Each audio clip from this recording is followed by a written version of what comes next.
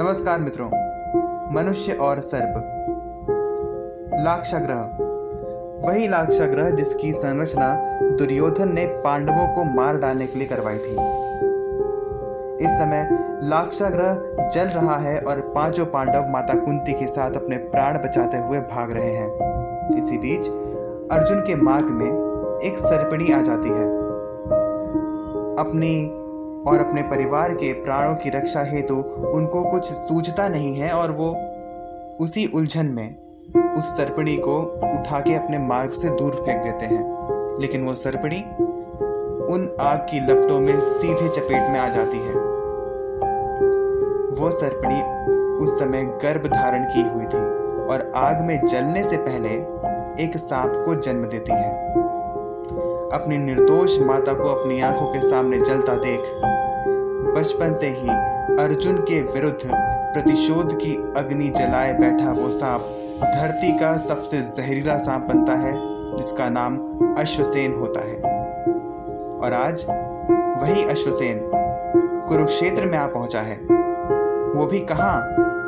महारथी महाधनुर्धर कर्ण के तरकश में, वो भी एक प्रस्ताव के साथ।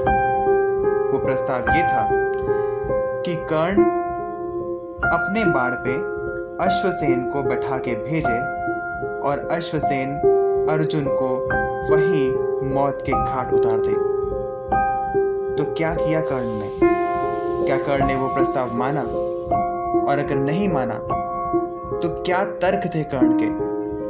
मनुष्य और सर्प के बीच की ये बातचीत महाकवि दिनकर जी ने ऐसे शब्दों में करी है जो आपको सोचने के लिए विवश कर देगा कि क्या वास्तव में हम आज के समाज में भी मानव धर्म का सही से पालन कर रहे हैं।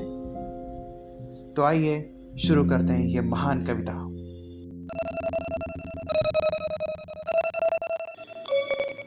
जल रहा महाभारत कारण, जल रहा धरित्री का सुहाग, फट कुरुक्षेत्र में खेल रही नर के भीतर की कुटिल आग।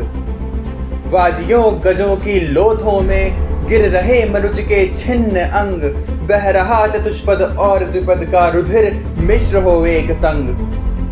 गतवर गहरे सुघर भूधर से लिए रक्त रंजित शरीर थे जूझ रहे कौन्तेय कर्ण क्षण क्षण करते गर्जन गंभीर।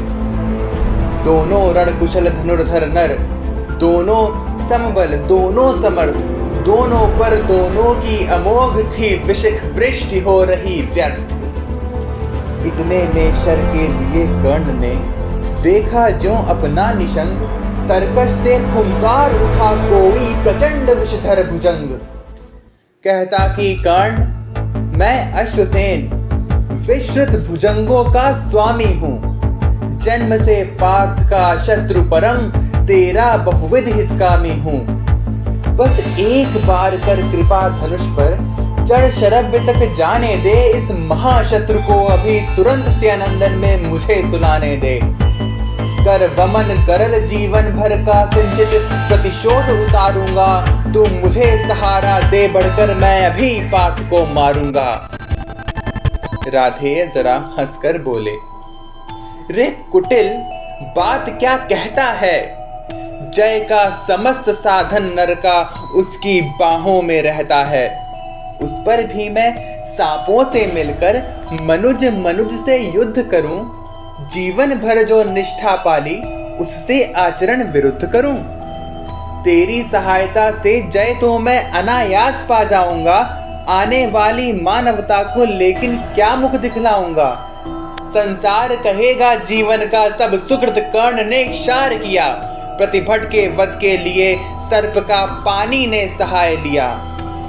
रे अश्वसेन तेरे अनेक वंशज हैं, छिपे नरों में भी, सीमित वन में ही नहीं बहुत बसते पुरग्राम घरों में भी।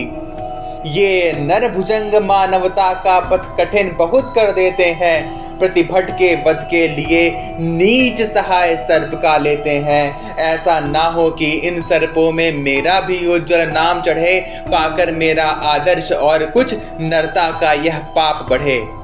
अर्जुन है मेरा शत्रु किंतु वह सर्प नहीं नर ही तो है। संघर्ष सनातन नहीं शत्रुता, इस जीवन भर ही तो है।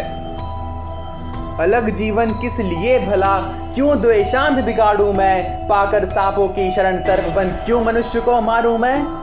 जा भाग मनुष्य के सह शत्रु, मित्रता ना मेरी पा सकता, मैं किसी हेतु भी यह कलंक अपने पर नहीं लगा सकता, मैं किसी हेतु भी यह कलंक अपने पर नहीं लगा सकता।